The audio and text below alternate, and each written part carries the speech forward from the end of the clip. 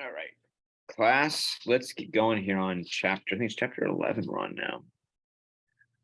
Let me just figure out how to share my screen. Slideshow, play from the start. All right, let's do chapter 11. We're talking about employee stakeholders and workplace issues, kind of just the nature and just the current climate of the workplace and how things are changing for the better, kind of a little comparison how it used to be, and kind of see if we can project what's going to happen at some point in the future. So the new workplace.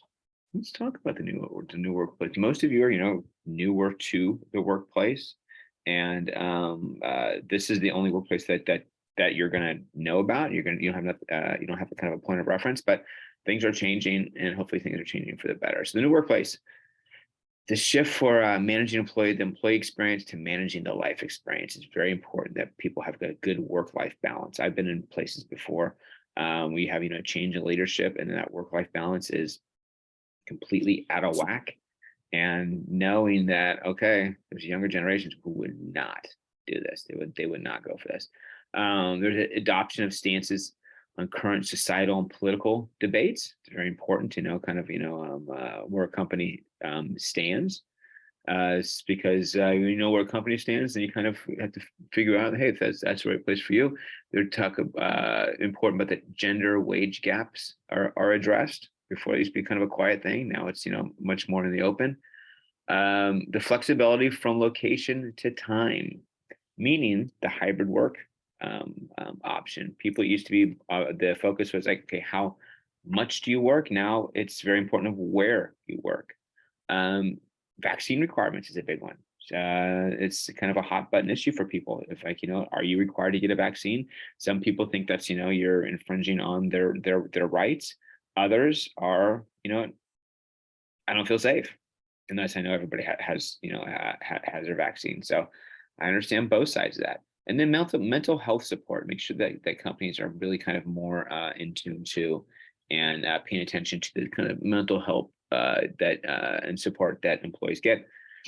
And there's also the issue of renting talents to fill skill gaps.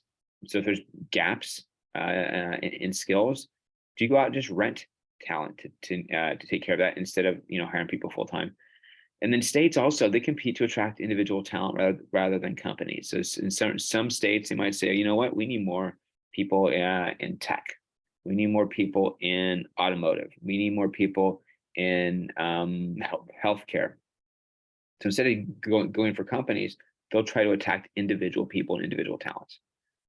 The new social contract, talk a little bit about that. What's a social contract? That's just a set of reciprocal understandings that characterize the relationship between business and society. We talked about that before, kind of in early chapters, but we kind of get into that a little bit more here of just, hey, what should business and society, what are their roles? What are their expectations for current workers, for future workers, and just kind of those ground rules. The gig economy, that's big. The gig economy did not exist a long time ago. But it's more consistent of a series of short-term jobs coordinated through mobile apps. Sometimes not even through mobile apps, just through employment. Like, I'll talk to students and they'll say, yeah, this would be a really good job for me, for a good 2 to 3 months. And for me, I think like 2 to 3 months. Why would you want a job for 2 to 3 months? Why don't you want a job for the next 2 to 3 years? Or, but it's changing. It's different. I understand because people, it's like, hey, maybe make a lot of money over 2 or 3 months, and then kind of, have some downtime for yourself. Gen Z, 38% consider work-life balance as their number one factor in choosing an employer, which is a very, very important thing that, employers need to consider. Employer engagement. This is huge. So engaged employees are those who identify and have an emotional commitment to the organization and are enthusiastic and committed to their work and their workplace. You need to have people who, like the work they do, like the people they work with, like the organization. And they consistently bring extra effort to the roles in the organization in support of its goals. So you have to have, or it's very important to have that employee engagement, not just somebody feel like they're just, hey, just doing a job and you're just, just racing to get to Friday. Employee rights. These are very important. there's your basic statutory rights. What are your statutory rights? Those are rights provided by the law. Big, like the Civil Rights Act, just basically gave more or increased rights to people of color, to minorities in this country that didn't exist before. And now that is, that's the law. It's a standard. Also, through employee rights, you have your collective bargaining. There's this union rights providing workers with rights. Example of that would be like seniority preferences, job security, and grievance procedures in case you have a problem. These would have been negotiated by essentially by unions or people before you to some basic rights that you would have that did not exist before. So let's say you feel something improperly happened to you at work. That's when you have your kind of grievance procedures. All right, that's fine. Here are the procedures. Here's what you do. Here's how you move forward and kind of resolve this issue. Then there's enterprise rights. Those are the employer promises essentially. Example, the right to petition beyond one's immediate supervisor. The immediate supervisor is not the end of the road for a problem or situation.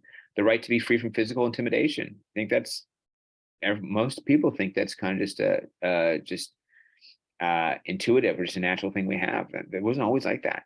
And the right to a grievance or complaint system. So once again, you see a good work grievance come up a lot. Like, what's that process in case you feel like you've been you've been wronged. The good cause norm. Employees should be. I'll get to the Easter egg here in a second. The employees should be discharged only for good reason, just cause dismissal.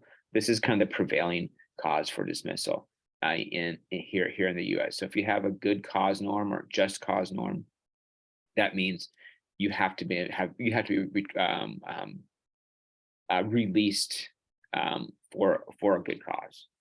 The Easter egg is Vlad, VLAD. It's the name of a cat that my wife and I used to have. Female cat, sweet little cat. But I said I wanted to name it after Vladimir Guerrero. I used to play for the Angels, so we called the cat Vlad. It actually really fit her. So the employee at will doctrine. That's just like the relationship between the employer and the employee is voluntary and can be terminated at any time by either party for any reason. So it's like if you're an at-will employee, that means you can just be released for anything, anytime. So make sure when you're an employee, are you going to be an at-will employee? But within that, there still are some legalities that you have to deal with to make sure that you dot all your I's, cross all your T's. Dismissing an employee with care. These are not things that you always you have to do. These are strongly encouraged. Be respectful of the employee. Try to fire the employees in a private space. Don't make it like a big public scenario. Be mindful of the employees' logistics, meaning where are they working? When are they working? How far do they work? Do they live from work? Try to preserve the employee's dignity as well. Don't make it just a kind of a shameful thing. And try to choreograph the notification in advance. So the person might have a little bit of a heads up, and so it's not like a total shock. And then use transparent criteria for the layoffs. So just here are the reasons why. You know what? I'll get to it after the slide. Actions managers should not take when dismissing employees. Does this still happen? Of course it does. These are more recommendations. Do not hire on a Friday. Do not fire on a Friday. That used to be a thing. It's like, hey, let's get through the week, fire them on a Friday. No, you should just do it when it's appropriate. Do not say that the downsizing is finished, because it might not be. Do not terminate an employee via email. That's just doesn't take a lot of, it's lack of courage. Do that and stick to the topic and avoid platitudes. Don't go, oh my gosh, you're so great, you're such a wonderful person, blah blah blah, and then just if they were, then you would let them go, and do not rush through the meeting. Give that person the proper time. I know, it's very kind of you see all this managers speak. I know a friend who he was released from his job. They got an email, and it says we are doing a dynamic reallocation of human resources. Say, whoa, he thought he's getting a promotion. Dynamic just means like, hey, it's big, it's rushed, it's a lot, Dynamic reallocation, that means they're gonna move shift some things around, a dynamic reallocation of human resources, which are people. So which meant he was getting fired, but he thought he was getting a promotion just by manager speak. Due process. What's that? That's the right to receive an impartial review of one's complaint or opinions and to be dealt with fairly. Everybody, you should have a due process. Like you always hear, like in the legal world, if somebody's accused of a crime, they have due process. That they have. Everybody is entitled to at least a fair, impartial process to of the legal system. Similar type of situation here in the workplace. There should be due process there. And due process is consistent with the democratic ideals. This is more just kind of overarching about what the country should stand for. Due process is consistent with the democratic ideal that undergirds the universal right to fair treatment, and so one can argue that without due process, employees do not receive fair treatment in the workplace. You have to have that due process. And here's just some common approaches to management and how management should interact with employees. That open door policy. That says senior level executives who say their door is always open for those who think they have been, so they can be treated fairly. You have that opportunity to go to management and have that open door. There should be a hearing procedure potentially, which permits employees to be represented by an attorney or another person with a neutral company executive deciding the outcome based on evidence. Not just conjecture, not just one person's opinion, but what's the evidence. And then there should be that grieving committee. The word grieving or grievance has come up a lot in this lecture. That can involve multiple executives in the decision process. Ombudsman. It's an interesting title. This is a person who will investigate reports or complaints and help to achieve an equitable settlement. So usually it's kind of like a not a third, I guess you could say a third party, but they're also within the organization. Somebody who would be kind of appointed to be the ombudsman or the ombuds person. And they basically will kind of deal with the complaints when somebody feels like, once again, they've been grieved. Whistleblowing, this is very important. It used to be to say sometimes when things are going not right at work, you feel like you didn't have any protection, you couldn't say anything, you couldn't go to anybody. But whistleblowing, this is when a current or former member of the organization who discloses illegal, immoral, or illegitimate practices under the control of the employee and employers to persons or organizations that may be able to affect action. So something is going on that is illegal, that is improper. Who do you contact? Can you contact somebody? Do you feel safe to contact somebody? It used to be that wasn't around, but now they will protect whistleblowers. There have been many situations that in major industries we have, like in the there's a big whistleblower scandal in related to cigarettes, where you had somebody who was on the inside. They blew the whistle on, okay, all these research, the results, the information that the cigarette manufacturers is putting out is not true. We're going to blow the whistle. We've had people in automotive industries saying that, these cars are not safe, and I'm scared for people out there. They were whistleblowers. So there are whistleblowers who out there who do good things for society as a whole, but they have to feel like they're going to be protected as well. So consequences of people who do whistleblow. This is what's just from research. 64% of people who've been whistleblower feel like they were excluded from decisions and work activity. 62% felt like they were given a cold shoulder from coworkers once it was known that they were whistleblowers, when it should be kept private. 62% they got verbal abuse from management.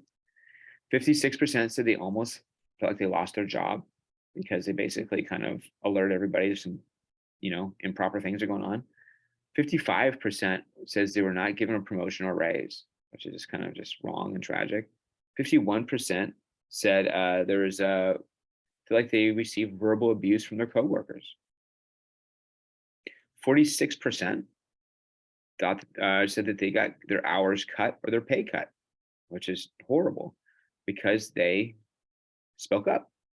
And then 44% said they're relocated or reassigned essentially because they spoke up. Now, there's been a lot of whistleblower protection acts that have come out recently. In 1989, there's a law enacted to protect federal worker whistleblowers, but not specific private companies. In 2015, there was a Motor Vehicle Safety Whistleblowers Act, which kind of protected what I just kind of alluded to, that in the motor vehicles or automobile manufacturing world or space, that had make sure that those whistleblowers were protected. There is in 2016, there's the defense trade secrets. Actually, it has to be defense space trade secrets, like in the world of defense. And then in 2016 as well, there's the FBI Whistleblower Protection Enhancement Act. Make sure that people who saw something that was going on, just that was egregious, like in the FBI, that was against the common good, safety for everybody, and just some improper actions. They felt like they needed to be protected as well. That's it. All right. I'll see you soon.